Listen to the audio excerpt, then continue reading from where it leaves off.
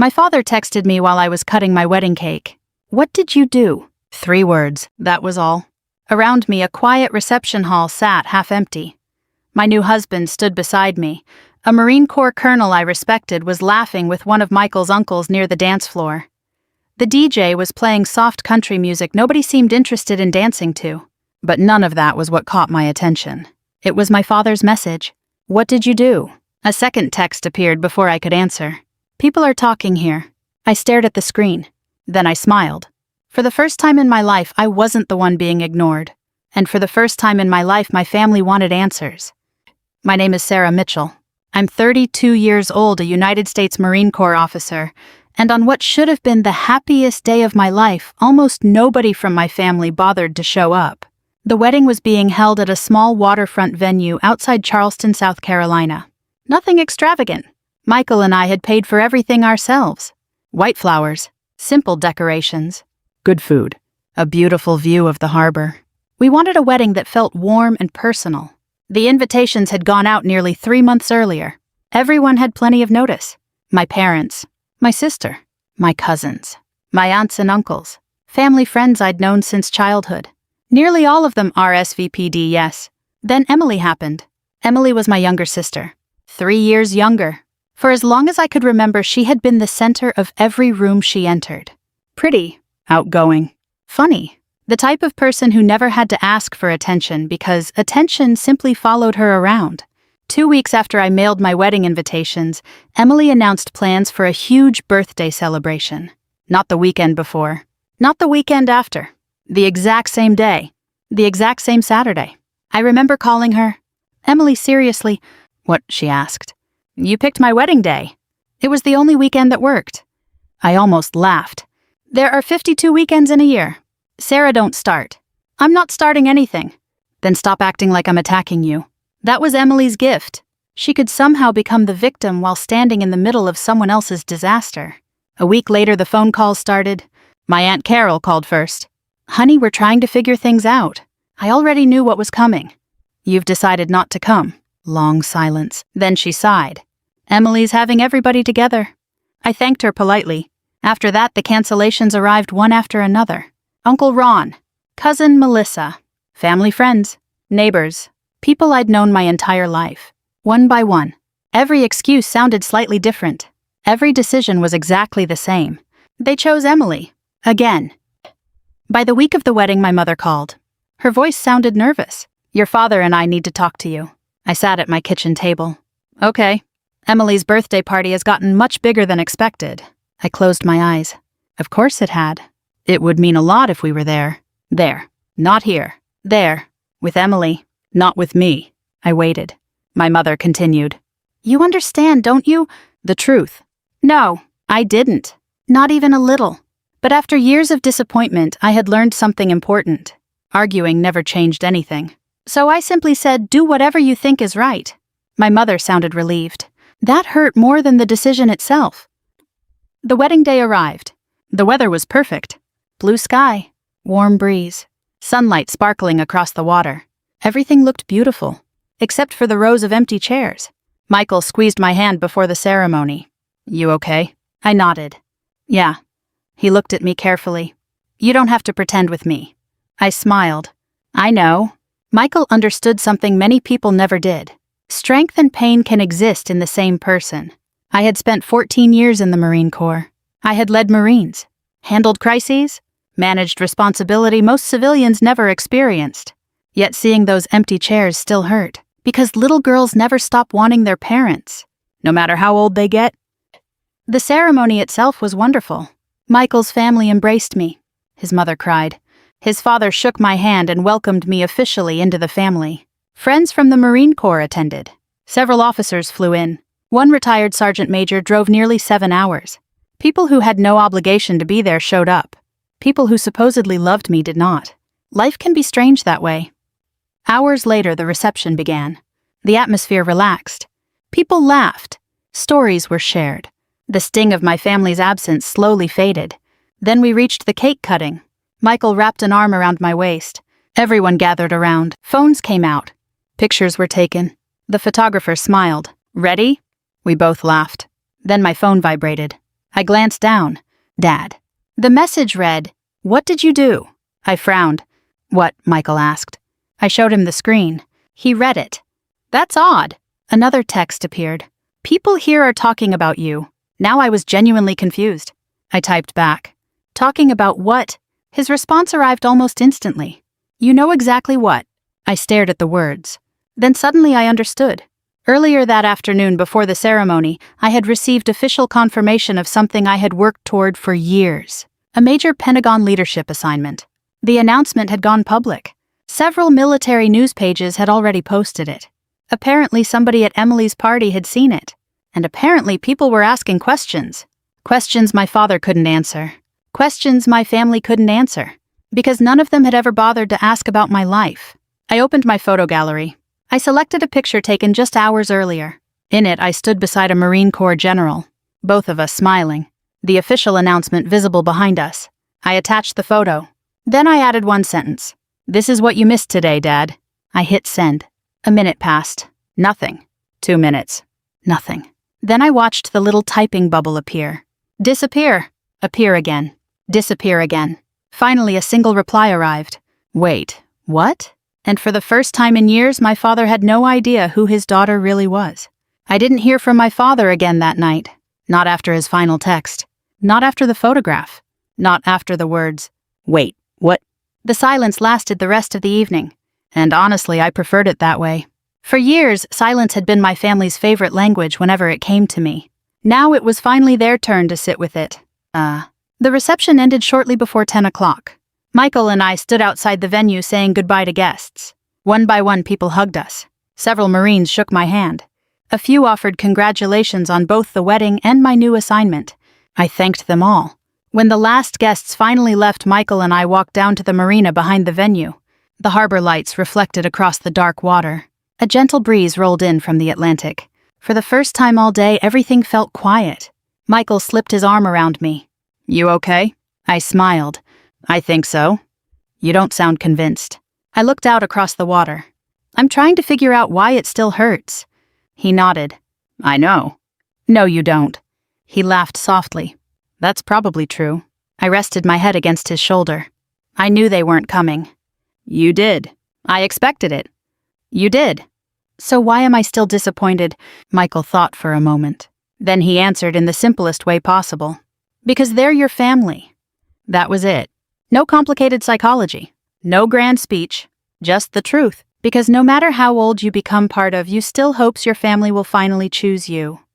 The next morning my phone exploded. Messages. Calls. Voicemails. Texts. Most of them came from relatives who hadn't spoken to me in months. Some hadn't spoken to me in years. The first message came from Aunt Carol. "Sarah, congratulations, we had no idea." No idea about what? My wedding. My career. My life. The message didn't say. The second text came from my cousin Melissa. "I just saw the article. Wow." The article. So that was it. The announcement had spread. A local Charleston newspaper had picked up the story. Several military websites had reposted it. Apparently, my new Pentagon assignment had become the talk of my family's party.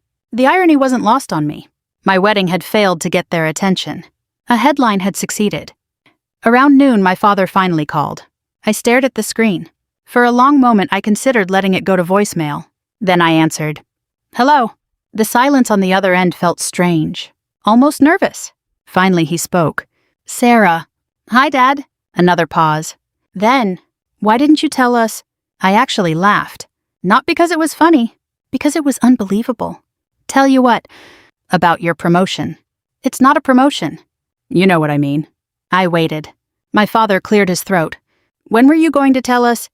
I looked at Michael, who was sitting across from me at breakfast. He already knew where this conversation was heading.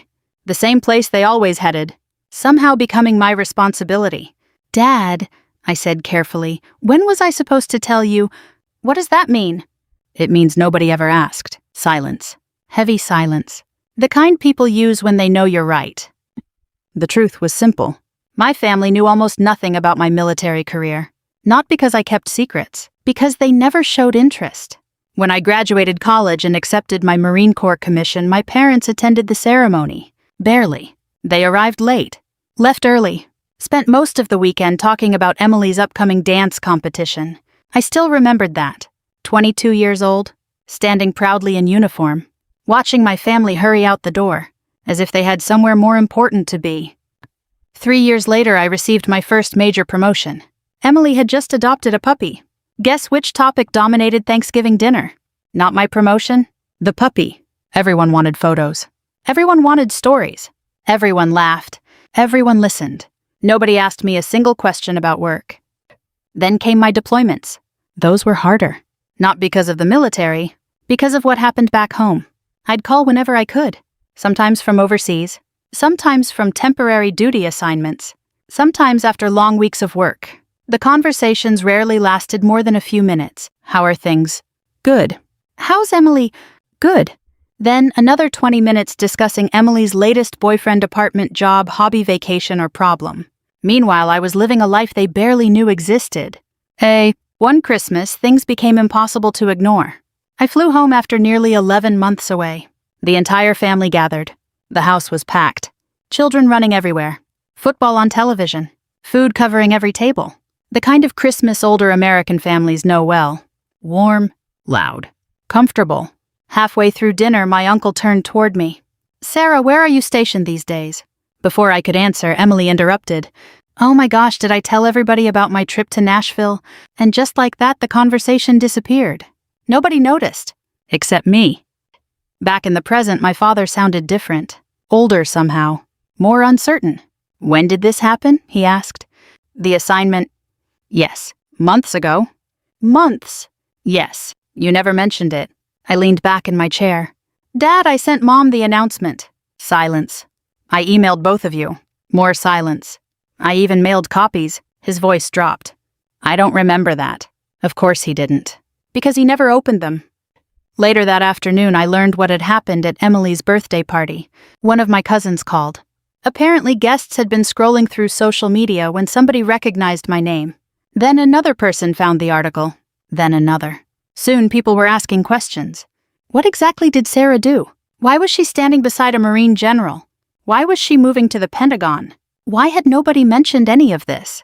My father couldn't answer. Neither could my mother. For the first time in years, they realized they knew almost nothing about their oldest daughter.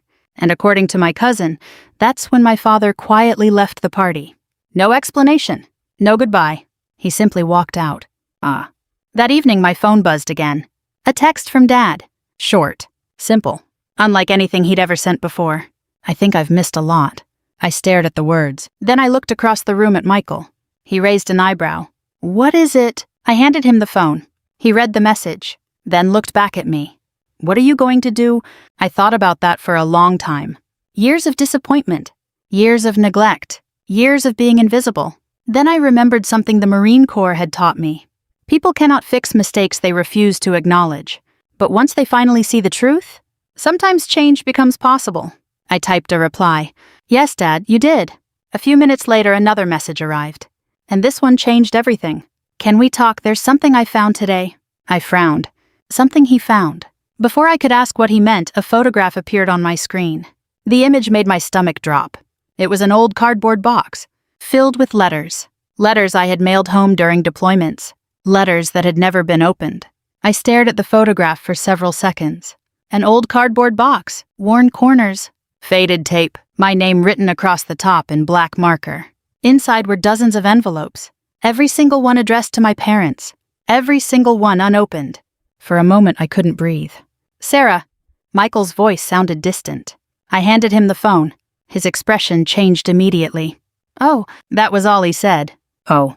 Because what else was there to say? The letters represented years of my life. Years of trying. Years of reaching out. Years of hoping someone on the other end cared enough to open an envelope. Apparently they hadn't. My father called 10 minutes later. This time I answered immediately. "Where did you find them?" His voice sounded rough. "In the attic." I closed my eyes. Of course. The attic. The place where forgotten things go. Christmas decorations, old furniture, boxes nobody wants, and apparently me. "I was looking for some tax records," he said quietly. The box was behind some storage bins. Neither of us spoke for a moment. Then I asked the question that mattered. "Were they ever opened?" The silence told me everything. No, I swallowed hard. No. His voice cracked slightly. Sarah, I didn't know they were there. I believed him. The problem was that believing him didn't make it hurt less. The first letter had been mailed 12 years earlier. I remembered writing it. I had just completed a difficult training assignment. I was 20 years old, homesick, exhausted, proud, scared, everything at once. I sat in a small barracks room and spent nearly 2 hours writing. I described the people I had met, the challenges, the mistakes, the lessons. I told my parents how much I missed home. At the end, I wrote, I hope you're proud of me. Now, 12 years later, the envelope sat unopened inside a dusty box. My father finally spoke. I started reading them. I frowned. They were sealed. I opened a few. His voice sounded strained. I couldn't stop. That surprised me. For most of my life, my father avoided emotional conversations the way some people avoid dental appointments. But something had changed. I could hear it. What did they say? I asked. The question came out softer than I intended. He exhaled heavily. Sarah. His voice broke. Then he started reading. Not the entire letter. Just a small part. One paragraph. A paragraph I had completely forgotten writing. I know everyone is busy. I know Emily has a lot going on. I just wanted to tell you I'm doing okay. Some days are harder than others. But every time things get difficult, I remind myself why I'm here. Maybe someday I'll make you proud. Silence. Then another deep breath. I never read that. No, I'm sorry. The words hung between us. For the first time in my life, my father sounded genuinely ashamed. Oh. The following morning, my mother called. That almost never happened. Usually she texted. Usually she let Dad handle difficult conversations. But not this time. Sarah? Her voice was trembling. Hi, Mom. Immediately she started crying. Not dramatic crying, not attention-seeking crying. The kind of crying older people do when regret finally catches up with them. I didn't know. I stared out my kitchen window. What didn't you know? The letters. I waited. I thought you stopped writing. The statement hit me harder than I expected. You thought I stopped? Yes. Mom, I mailed dozens of them. More tears. I know. For the first time, I realized something important. My parents hadn't ignored me out of cruelty. They had ignored me through carelessness. And sometimes that's even worse. Cruelty requires effort. Carelessness requires nothing at all. That afternoon, my cousin Melissa called again. She had become my unofficial reporter from inside the family. You won't believe what's happening. I laughed. Try me. Emily's furious. That got my attention. Why? Because nobody's talking about her anymore. I shouldn't have smiled, but I did. Just a little. Melissa continued. Everyone keeps asking questions about you. Apparently, family members were digging through old photographs, old social media posts, old emails, trying to piece together a life they'd never bothered learning about. And the more they discovered, the worse they felt. A few days later, my father drove to Charleston, alone. No warning, no announcement, just a knock on the front door. When I opened it, he looked older than I remembered. Not physically, emotionally. The way people look after realizing something important much too late. Can we talk? I stepped aside. Sure. We sat at the kitchen table, the same table where Michael and I usually drank coffee in the mornings. For several minutes, neither of us spoke. Finally, Dad reached into a folder. He removed several photographs, pictures from my wedding. Someone had posted them online. One showed me and Michael smiling beside the harbor. Another showed Maureen standing with us. Another showed the reception. The half-empty reception.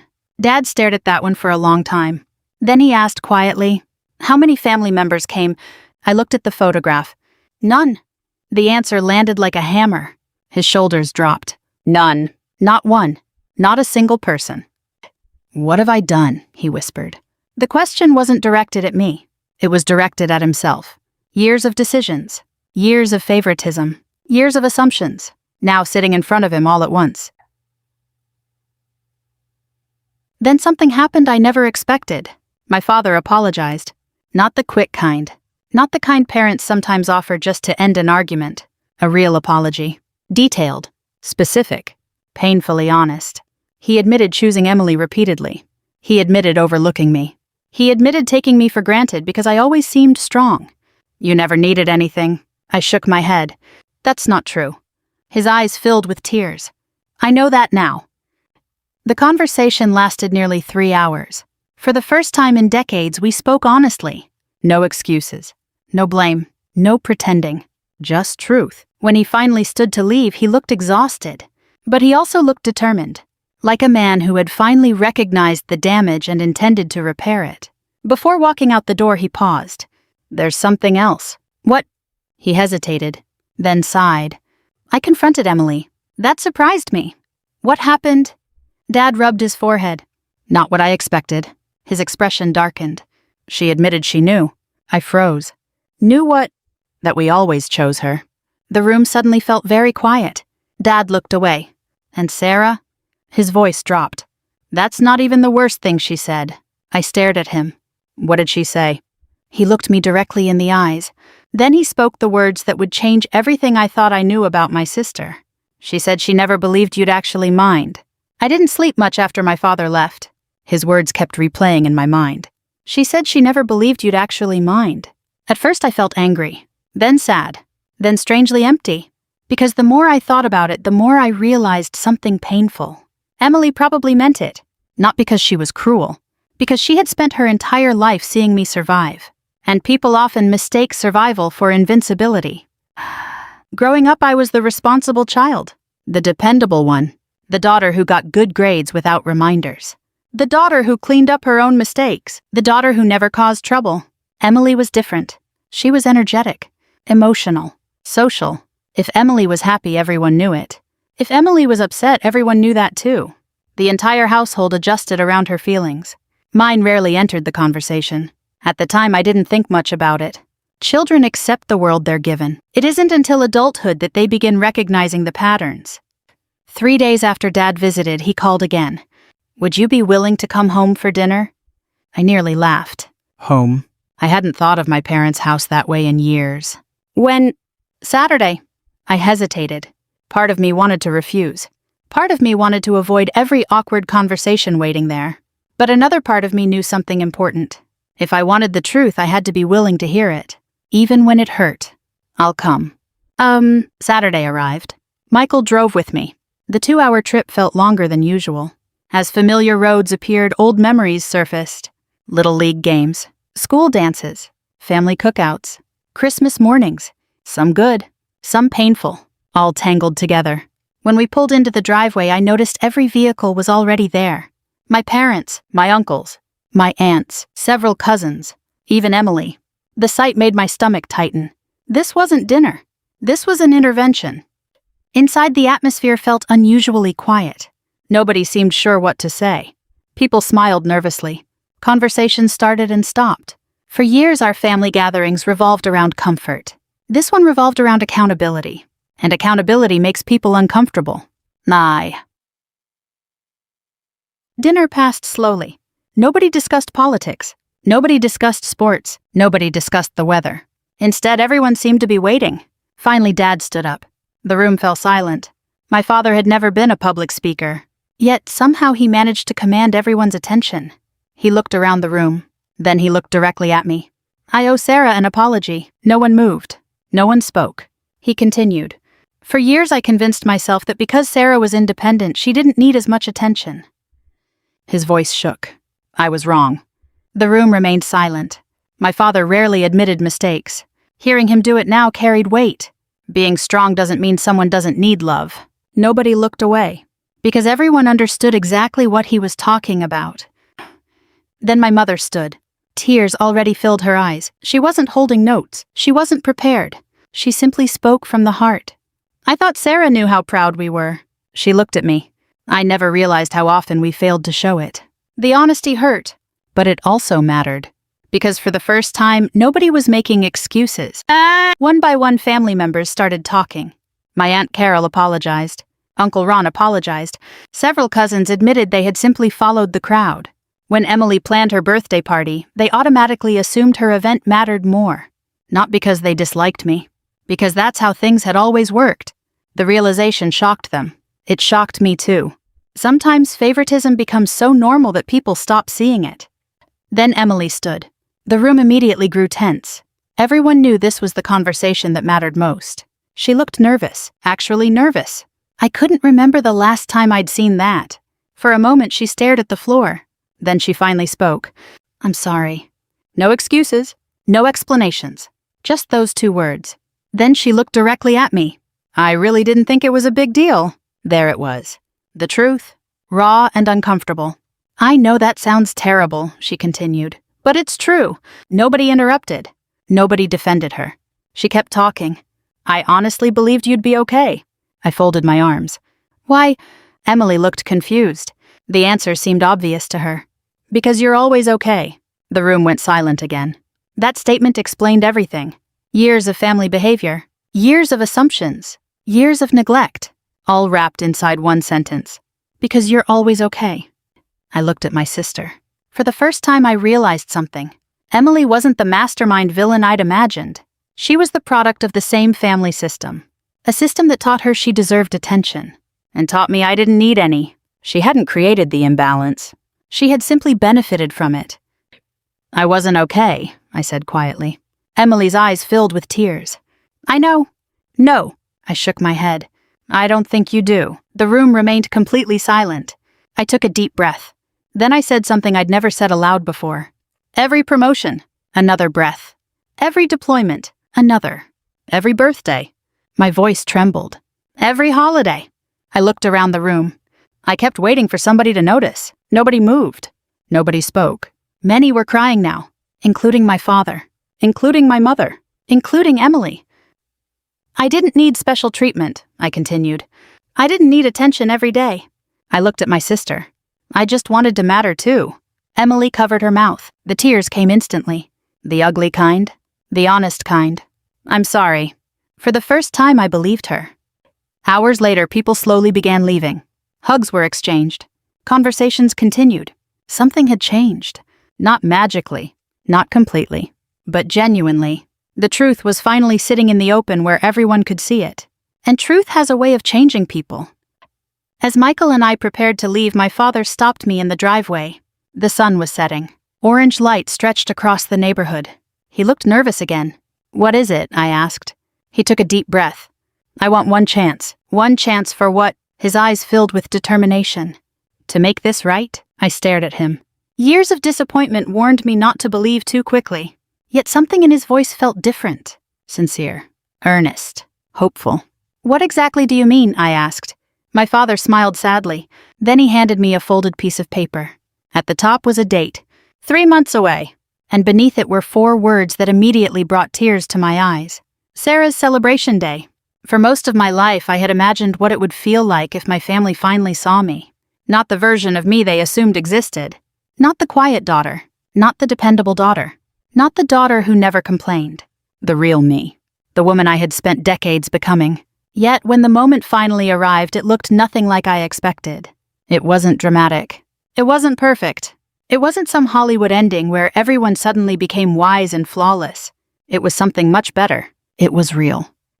3 months after that difficult family meeting, Michael and I drove back to my hometown. This time I wasn't attending a birthday party. I wasn't attending a wedding. I wasn't attending a funeral. I was attending something my father had created. Something he called Sarah's Celebration Day. Even now the name made me smile and cry at the same time. The event was held at the local community center where countless family gatherings had taken place over the years. When we arrived, I noticed cars filling the parking lot. Far more than I expected. "Looks like your dad went all out," Michael said. I nodded. He really did. Walking inside felt surreal. Photographs covered the walls. Not Emily's. Mine. Photographs from childhood, high school, college, Marine Corps training, deployments, promotion ceremonies, volunteer events, pictures I had forgotten existed, pictures my father had spent weeks collecting. For years, those memories had lived in boxes. Now they were proudly displayed for everyone to see. I stopped in front of one photograph. It showed me at 22 years old, standing in uniform on commissioning day. My eyes immediately filled with tears, because I remembered that day. I remembered how quickly my family had left afterward, how invisible I felt. Yet now people stood around the photograph admiring it, as if they were finally seeing it for the first time, which in many ways they were. "Sarah," I turned. My mother stood beside me. She looked emotional. Again. Lately she cried more easily. Not from sadness. From reflection. She touched the photograph gently. I should have told you how proud I was. The honesty in her voice almost broke me. I hugged her. For a long moment, neither of us spoke. Sometimes healing doesn't require words. Sometimes presence is enough. The room continued filling. Relatives arrived. Friends arrived. Neighbors arrived. Several Marines arrived as well, including the retired sergeant major who had attended my wedding. He grinned when he saw me. Took your family long enough. I laughed. A little. He shook his head. Better late than never. Those words stayed with me. Better late than never. At my age, and certainly for many people watching this story, we learned something important. Perfect timing rarely exists. Relationships heal when people decide to begin, not when circumstances become ideal. A few minutes later, my father stepped onto a small stage. The room quieted immediately. Nearly everyone in attendance turned toward him. I could see the nerves in his face. My father wasn't comfortable being the center of attention, but he stood there anyway, because some things matter more than comfort. He cleared his throat, then began. When Sarah was born, I promised myself I would always be there for her. The room became silent. I thought I kept that promise. His voice wavered. I was wrong. Nobody looked away, not even Emily. For the next several minutes, my father spoke openly about mistakes. Not excuses, mistakes. He talked about assuming I didn't need support because I seemed strong. He talked about paying attention to whoever demanded it most. He talked about taking my reliability for granted. Then he said something I'll never forget. The people who ask for the least are often the people who need us the most. You could have heard a pin drop. Many people were crying, including me. Oh, then came the surprise. My father reached into his pocket. He pulled out one of the letters from the attic. The unopened letters. The forgotten letters. The letters that had changed everything. He unfolded it carefully. Then he read a short passage aloud. The same passage that had shattered him months earlier. I hope you're proud of me. Just one sentence. One simple sentence. Yet it carried 12 years of heartbreak. 12 years of longing. 12 years of silence. My father struggled to continue. Finally, he lowered the paper. Then he looked directly at me. Sarah, my eyes met his. I am proud of you. The room disappeared. The people disappeared. The noise disappeared. For one brief moment, it felt like I was 22 years old again. Standing in uniform, waiting to hear those words, and finally hearing them. Afterward, Emily approached me. Neither of us spoke immediately. We simply stood together. Sisters. Older now. Wiser, hopefully. I was selfish, she said quietly. I nodded. Yeah. A sad smile crossed her face. I know.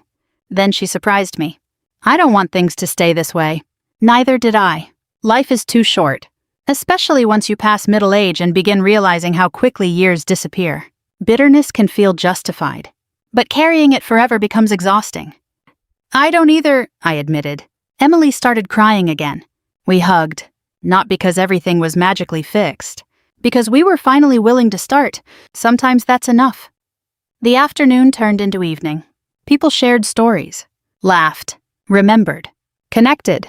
For the first time in years, our family gathering felt balanced. No favorites. No competition. No invisible daughter sitting quietly in the corner. Just family. Imperfect. Complicated. Trying. As the sun began setting, Michael wrapped his arm around me. You okay? I smiled. The same question he had asked on our wedding day. But this time the answer was different. Yeah. You sure? I looked around the room. At my parents. My sister. My relatives. My friends. The people who had finally learned the cost of taking someone for granted. Then I nodded. Yeah, I really am. Because revenge had never been the photograph, the promotion, or the attention. The real revenge was the truth. The truth forced everyone to see what they had spent years ignoring. And once they saw it, they chose to change. That's a far more powerful victory than punishment could ever be. If this story reminded you of someone in your own life, the quiet child, the dependable sibling, the person who never asks for much, take a moment to reach out to them. Tell them they matter. Tell them you're proud of them. Sometimes a few sincere words can heal wounds that have lasted for years. And if this story touched your heart, feel free to share it with someone who may need the reminder. Thank you for spending this time with me.